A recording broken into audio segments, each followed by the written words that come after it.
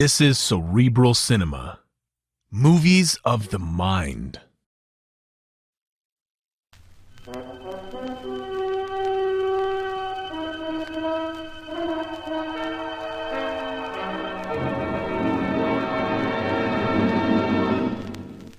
I have been here. The Grey Goose. Adventures of a Modern Robin Hood.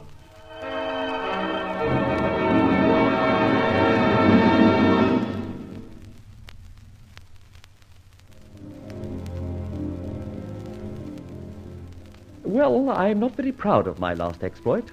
I kidnapped a shrew, certainly, but she turned out better than I thought. Then her father suicided after committing 2 murders. Oh, yes, I caused Markham's suicide and the resultant exposure of company frauds. But for Catherine Markham, Kate, to whom I played Petruchio, I would have wished a better ending.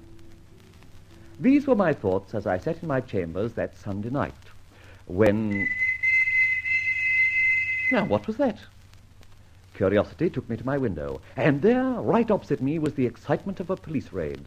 Blue coats all over the place. So I watched and saw... Whom do you think? Mine ancient enemy, Inspector Ben Ford, in charge. But goodness me, Marmon Flats is a respectable establishment. Curiosity, however, beat me, and thus I sallied forth to the door of our very decorous building. Quiet, Ben. What's all the shindig about? Oh, sorry to disturb you, Fletcher, but you see what it is. No, I don't. Matter of fact, old chap, this is a very select neighborhood. Police activity is, in a manner of speaking, rather frowned upon. Well, your exclusive and turned-up-nosed tenants in this very desirable neighborhood may continue to frown. We've been informed that there's a baccarat school operating in Marmon Flats, and thus the raid. But confound it, there are 82 flats in that block. Surely there can't be 82 baccarat players or baccarat schools? Of course not. We had our suspicions, especially of the occupant of the penthouse. Oh, who's that? An apparently harmless old chap, Nathan Forbes. Oh, excuse me, Fletcher. I'll have to see this thing through. I'm afraid we may have pulled a boner. I'll see you later. Come and see me when you're through. All right, I shall. I'll get aloft to my own place.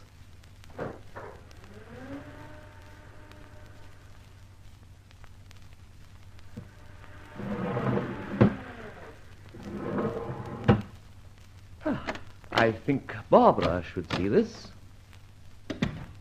Nathan Forbes. Yes? You rolling? Yes. Switch on the bookcase and come through. I've got something to show you. Right. Be with you in a minute. Good.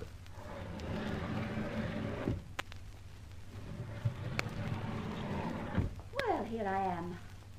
What's on? Come over to the window. There. You see an old friend? Inspector Ford and squad investigating Marmon Flats in search of a baccarat den. Ridiculous. Yes, I think so too. Or do I? Mr. Nathan Forbes is not yet entirely retired from business. Nathan Forbes? Exactly. One of your father's erstwhile friends. Yes.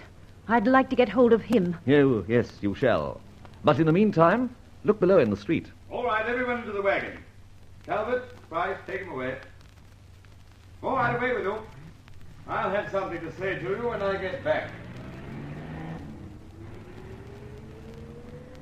I don't think a raid like that matters to us. Do you, Rolly? No, I don't.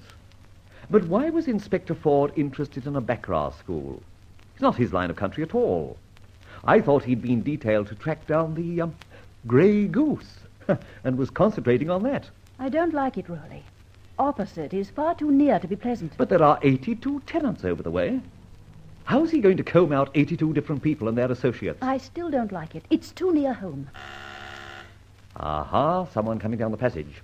Vamoose, Barbara, through the bookcase. Hurry. Right.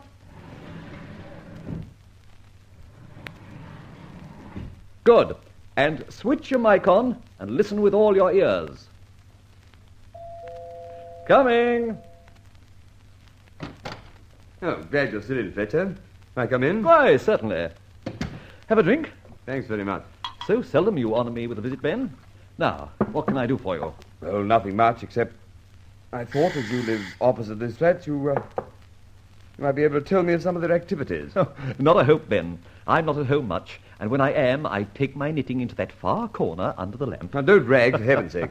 It's just a forlorn hope. But what are you doing, chasing the gamblers? Off my line entirely. Except that we were tipped off that the Grey Goose was to be there. The devil you were. Yes. Hence, of course, my interest. And was he? Oh, not a sign of him, of course. How was the tip given to the yard that he might be among those present? A telephone message. And the caller said a goose feather would be planted in the penthouse, and so substantiate his presence. And you fell for that one? Yes, I did. You see, I can't overlook one solitary clue in this chase. No, of course not. So I staged the baccarat raid, with only one object in view. And the result? No baccarat, no Grey Goose. Did you find a grey goose feather? Oh, yes, it was there all right, in the keyhole of the penthouse door. Extraordinary. Yes, and more extraordinary, Fletcher. I don't for a moment think that the Grey Goose was there. Neither did he plant the feather. It's strange. I feel that too, Ben. Somebody's wangling something, not for the first time, to put you on the scent of the grey goose, and while you're off on a wild grey goose chase, they'll achieve their own ends. That's my own theory. Well, thanks for the drink. I'll be off. Would you mind at times casting your eye across that back street, and if you see anything suspicious, giving me a ring? As far as I'm able, I will. And I hope I'll find something that'll help. Thank you. It's rather a nasty trick, some bloke other than the grey goose planting a feather to divert attention, don't you think? Definitely. The same idea was adopted by Markham, who had 2 killings to his discredit, and left a Grey Goose feather at each. Did he really? You see, whatever this scallywag Grey Goose is up to, he never murders, of that I'm sure. I'm certain you're right, Ben. Good night, old boy. Good night, Fletcher. Now, that gives me something to think about. Yet another man using my feathers. The first, a killer, and the next, who? Good the devil. Barbara! How... I did go into my own flat, and suddenly I felt an urge to have a look across the road to the Marmon Flats. So I came round out of my entrance up in the lift and let myself into your bathroom. Did you have a good wash? Don't get facetious, because I've been seeing things. Terrible. The sponge having an affair with an old geezer, I suppose. Don't rag, Rolly. I think you're going to be interested, as a matter of fact. All right, Barbara. Shoot. Well, I hadn't been at the window 5 minutes before I saw a man go in the front entrance. So strange. Don't scoff yet. He obviously took the lift to the penthouse. 8 floors up. Wise fellow. You know, the lift passes up at the front of the building. That's how I knew, and I saw his shadow on the blind. Easy. All right, be clever if you must. But in 1 minute, the same man came out again from the front door. How do you know it was the same man? All right, now you've got to listen. The man I saw enter was dressed in a largish black overcoat and a black Homburg hat. Netty and neat, if I may say so. The silhouette on the blind exactly covered that outline. But where does that get you? Oh, you are exasperating. 1 minute later, damn it, 1 minute literally, a man in a black Homburg and long black overcoat left the building. You must surely know, Barbara, that there are, unfortunately, no exclusive styles now in London. Wait. Now look, you unbeliever. Look from this window just for a moment or two. Just to satisfy your curiosity. I'm sleepy. Oh, do wait. I'm sure there's something queer going on. These men were exactly alike, every detail. Same man, I expect. Nothing to it. Wait. Do you see what I see? Definitely. A gentleman in a black Homburg hat and black dress overcoat returning to his flat in Marmon. Gent number 3. Do all the gentlemen tenants of Marmon Flats go out dressed alike? Raleigh, sometimes I think you're obstinately obtuse. That accounts for 3 men dressed in identical fashions going into a block of flats recently raided by the police, and you think nothing of it. Oh, but I do, Barbara. I think there's only one man, and he keeps bobbing in and out for reasons of his own. Maybe he's got a club handy and goes out to have a nip of the necessary. Uh-oh. There. Maybe... The other man, the last, hasn't come out. And yet here's another, a 4th black Homburg and black dress overcoat. Well, Smarty Pants, what now? What of the grey feather planted at that penthouse opposite? And what of 4 black Homburgs? 4 black Homburgs. You remind me of a favorite song of my mother's, 3 Green Bonnets. All right, Barbara, you win. Feathers and Homburgs have to be investigated. Right. hop through the hole in the wall, change into black slacks and a sweater, and meet me below in 5 minutes, and we'll explore Marmon Flats. Right. Well, maybe Barbara has something here. I wouldn't take much notice of our 4 black Homburgs, but I do worry over somebody using a grey goose feather.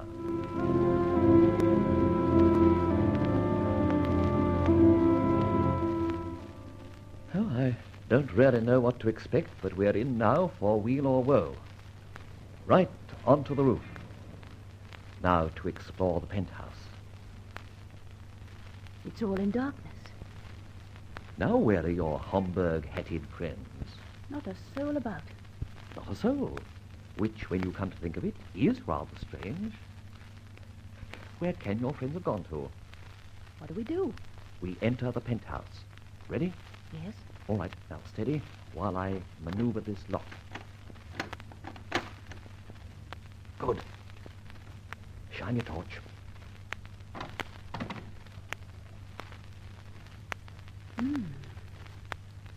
What a lovely place. I could comfortably live here. But you'll die here. Just in time. He's out to it. Rolly. It's all right. They left a guard in the penthouse. I just saw him make a dive and cracked him in time. You know, a crack in time saves quite a number. Where do you think what would have happened had he given the alarm?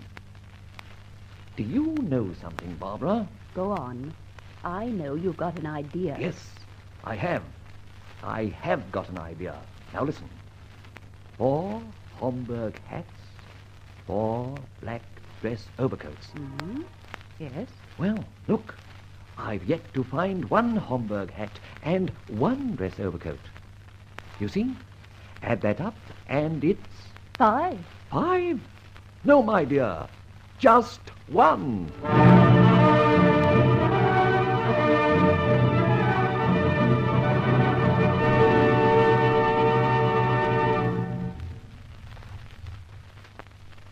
And so Roland Fletcher, the modern Robin Hood, enters on another adventure. Where will this episode take the Grey Goose? Cerebral Cinema hopes you have enjoyed this movie of the mind.